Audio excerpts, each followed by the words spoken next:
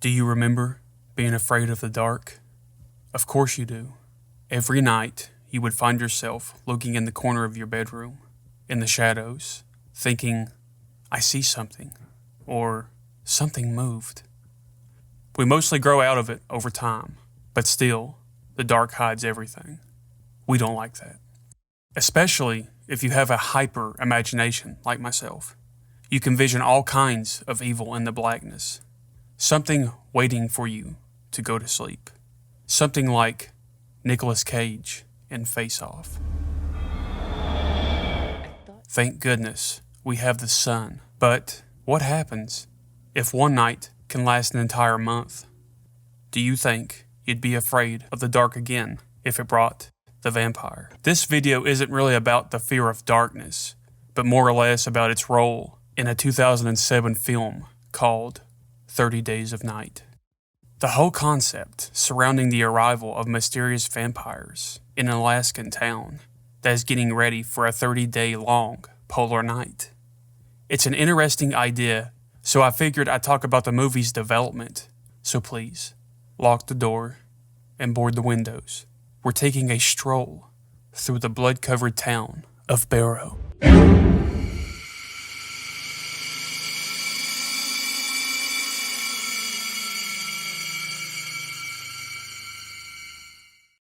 "30 Days of Night" is a vampire horror film directed by David Slade. It stars Josh Hartnett, Melissa George, Danny Houston, and Ben Foster. Now what's wrong with a man wanting a little fresh meat? It was based on the comic miniseries by Steve Niles. It's about an Alaskan town going through a month of night when vampires show up. And I don't think it's because of the state's permanent fun dividend.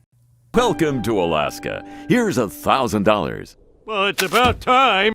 I've enjoyed various depictions of vampires, whether it be films such as the classic Dracula, Lost Boys, or Daybreakers. Each has their own interesting twist, but there's just something appealing about 30 Days of Night. It was originally pitched as a comic by Steve Niles, but was met with lack of interest at each meeting. Niles eventually shelved the project for some time until he showed it to IDW Publishing. Without a problem, they published the comic with artist Ben Tipplesmith illustrating. It became a 3-issue horror comic miniseries in 2002. After that, Niles again shopped the comic around for a film adaptation, with legendary filmmaker Sam Raimi picking up the rights. He was very interested in the idea, saying it was unlike the horror films of recent years. Studios including DreamWorks, MGM, and Senator International all bid in the $1 million range on the script. In July of 2002, Senator International got the rights in a 7-figure deal. By October, Niles was working on a way to adapt the comic to the big screen. By 2005, David Slade was announced as the director of the film, whose style I personally liked, especially in his film Hard Candy and the Hannibal TV show.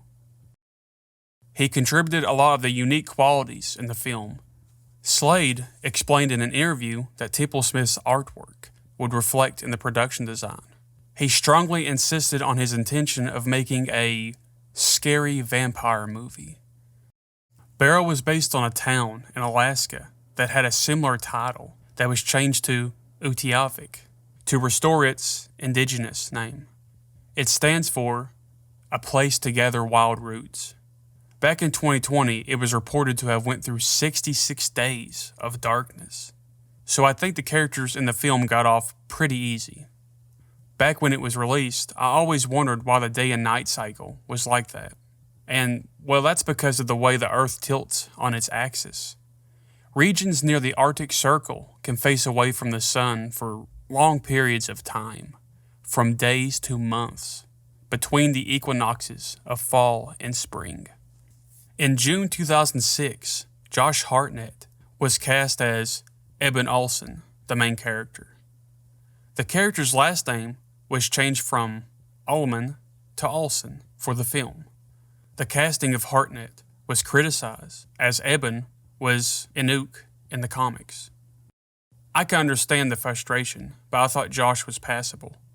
I liked his work in The Faculty and Black Hawk Down. The actor also did most of his own stunts throughout filming, which the film had plenty of. My favorite one, involving the Bo character, played by Mark Boone Jr., driving the trencher and slaughtering vampires left and right. Nice soft foam. A lot of the guys will be swarming over it, getting shot off it, getting dragged by it, cut up by it. So yeah, it should be exciting.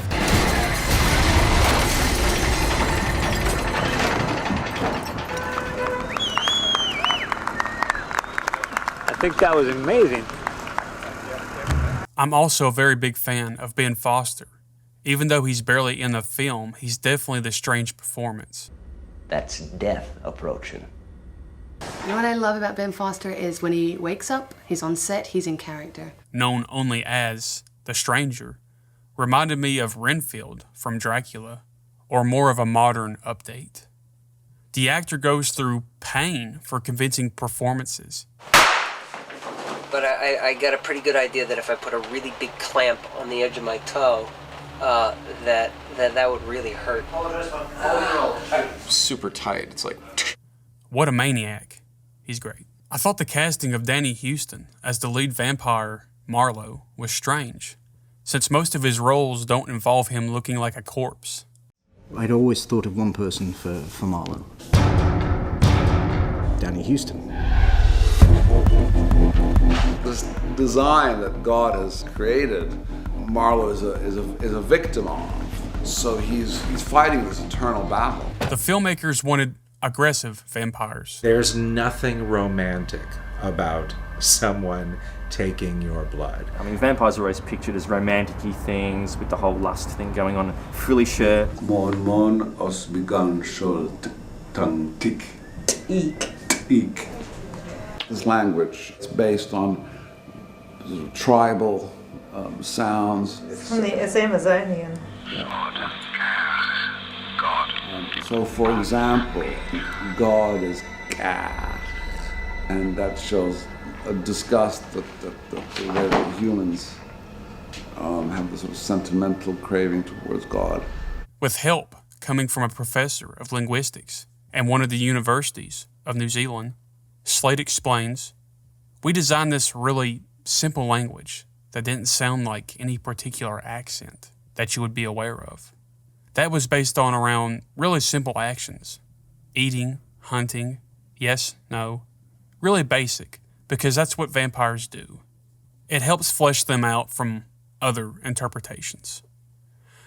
The actors portraying the vampires had to go to vampire class. You kill, you eat, because you're hungry, and you're faster, you're stronger, nobody's going to intimidate you. What these guys are doing is they're doing a style training in the sense to, so they all look like the same vampire. And a lot of the strikes that we're doing with that are obviously like either forehand or backhand sort of slashes. Almost like the zombie actors in the Walking Dead TV show. It's kind of fascinating and funny to watch.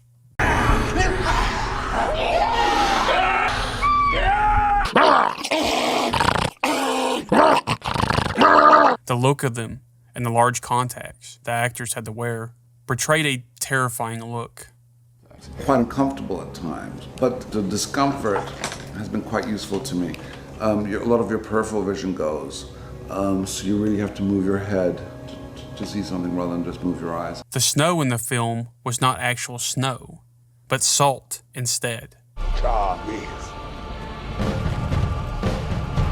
Come and see.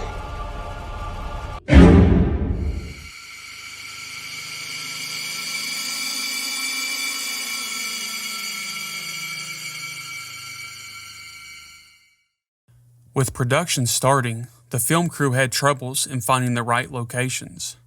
The entire town of Barrow was built in New Zealand.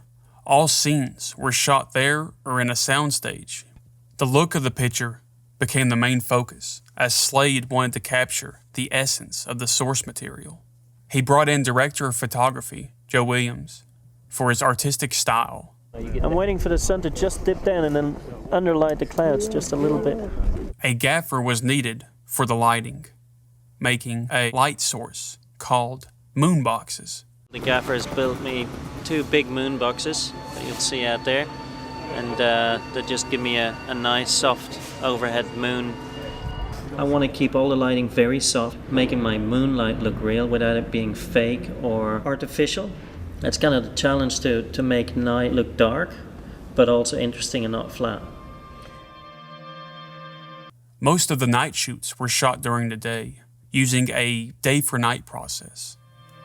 For many reasons, we're going to be doing all of our filming at the snow farm during the day and then grading the pictures for day for night. I don't know how on earth these guys do it, but supposedly today is meant to be tonight. All this blue sky and sunshine and what looks like, plain daylight to us. Glaring daylight is going to be nighttime. The axe decapitations were all gnarly. All this can be thanks to, once again, the awesome Weta Workshop, who we talked about in my Frighteners video. Decapitated heads, it was great because I love doing human stuff. A lot of the heads that were going to be on poles and just kind of laying around on the ground, they didn't have to be anybody specific. The effects were a mixture of digital and prosthetics, which I think is always amazing when done well. The creepy scene involving the vampire girl was hard to watch with the visual effects. And 3, 2, 1. But was very lighthearted behind the scenes with actress Abby Mae Wakefield. We was just about trying to figure out how to stop her laughing. Finish everything. Going to Disneyland. The shoot lasted 6.5 weeks, which was very daunting for the cast and crew. Do you need some coffee? With over 20,000 cups of coffee drunk over production.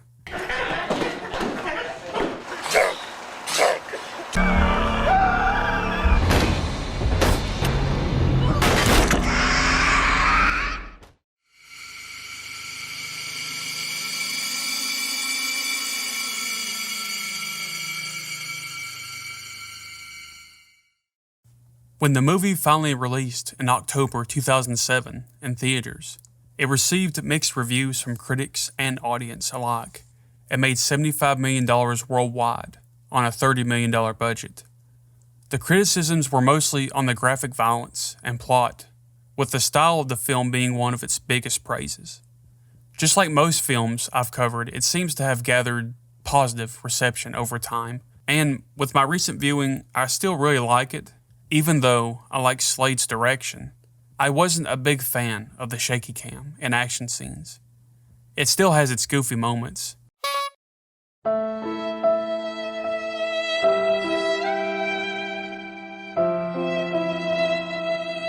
But after the hour mark, it tends to pick up quite a bit, with my favorite scene involving Eben finding a character, John Reese, who slowly transforms into a vampire in real time.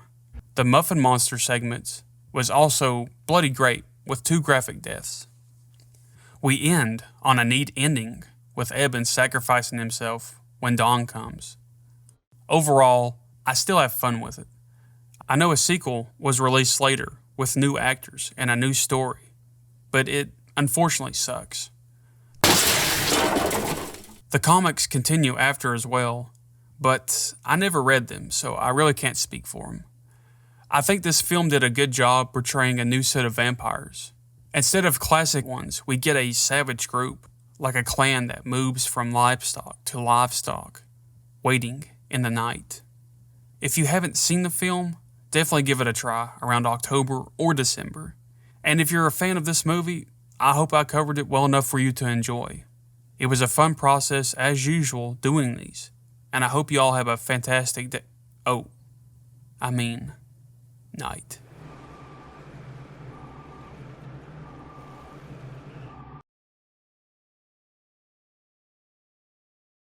I don't take this anymore. This is it for me. This is the last one I have to do. Actors.